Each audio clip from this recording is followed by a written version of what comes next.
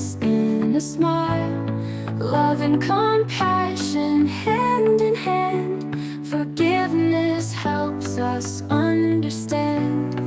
Infinite threads weaving hearts together, even miles apart. Through the laughter, through the tears, we find strength to face our fears. Infinite threads weaving hearts together, even miles apart. Welcome back to Infinite Threads. I'm Bob, and today we're diving into something that affects all of us, whether we realize it or not. And that is cognitive dissonance. Boy, that's a mouthful, isn't it? It's that, it's that uncomfortable feeling we get when our actions, beliefs, or values don't quite align. It's the tension between what we think we believe and how we actually behave. I see this a lot these days, guys. Have you ever defended something only to later realize you were completely wrong? You ever felt uneasy about a choice even though you've convinced yourself it was the right one? Have you ever struggled to accept new information because it challenged something you've believed for years? That's cognitive dissonance at work. But here's the thing. It's not a bad thing. In fact, it's a powerful tool for growth. So today we're going to break down what cognitive dissonance is, why it happens, and how self-awareness can help us navigate it with love, humility, and wisdom.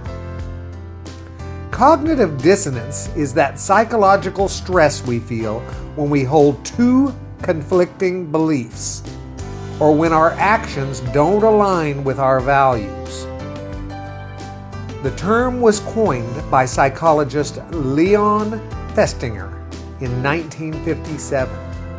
He found that when people experience this internal conflict, they do one of three things: change their behavior to align with their beliefs, or change their beliefs to justify their behavior, or they justify or rationalize their behavior by adding new beliefs.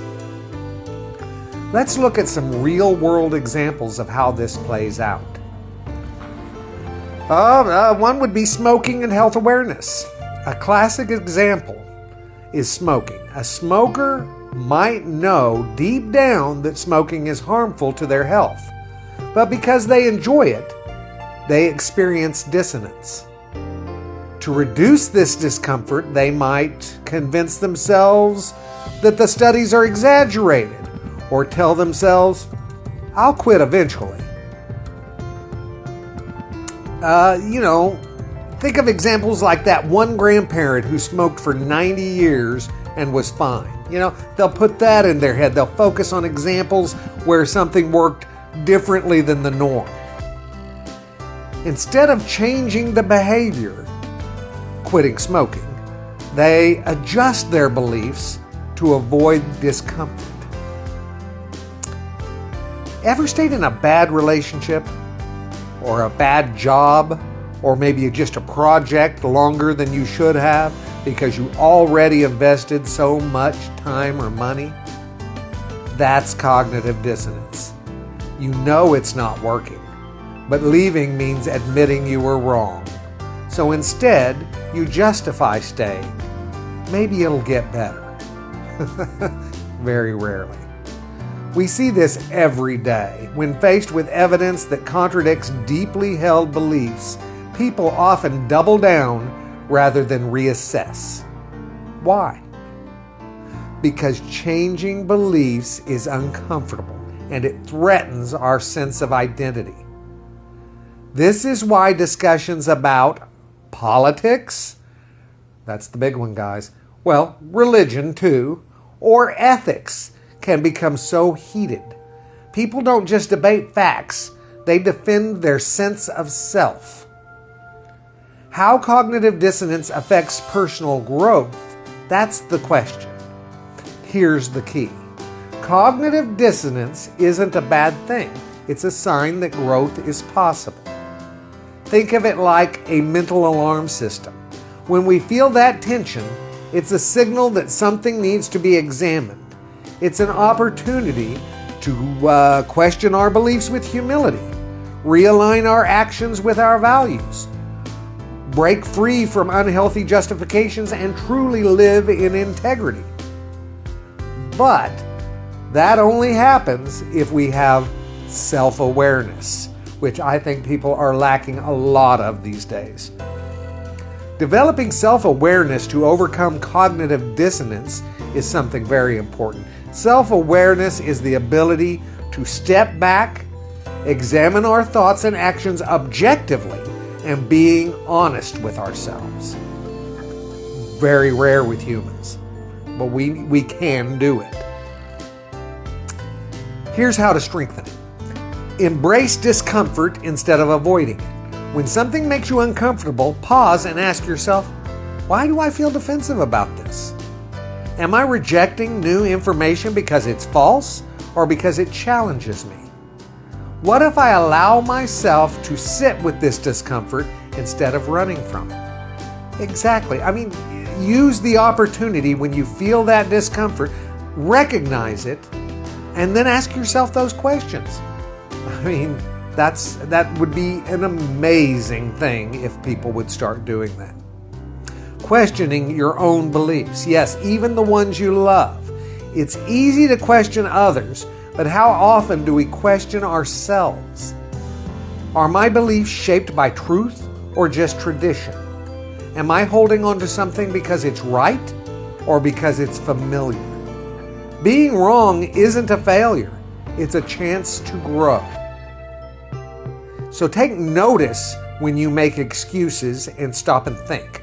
When we justify an action instead of changing it, that's dissonance at work.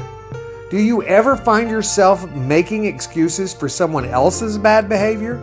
Do you tell yourself a situation is fine when it clearly isn't? Noticing these patterns is the first step to breaking them. Seek out diverse perspectives. One of the best ways to challenge dissonance is to expose yourself to different viewpoints. Talk to people who see the world differently than you do. Not to argue, not to win, but to understand. Don't you want to understand? I think we all want to understand others. So let's try. The more we understand each other, the more we expand our capacity for love and empathy. Self-awareness isn't about perfection, it's about honesty. If we can admit when we're wrong, we can grow. And guess what? That's okay. Being wrong doesn't make us bad people, it makes us human. Cognitive dissonance is part of life. We all experience it. But how we respond to it determines our ability to grow. We can either cling to old beliefs and justify actions that don't align with who we want to be, or embrace the discomfort, be honest with ourselves, and become better, more open-hearted people. When we lean into self-awareness with love and humility, we don't just grow.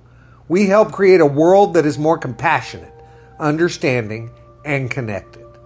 So this week, guys, let's be brave enough to question and honest enough to reflect and kind enough to extend that same grace to others.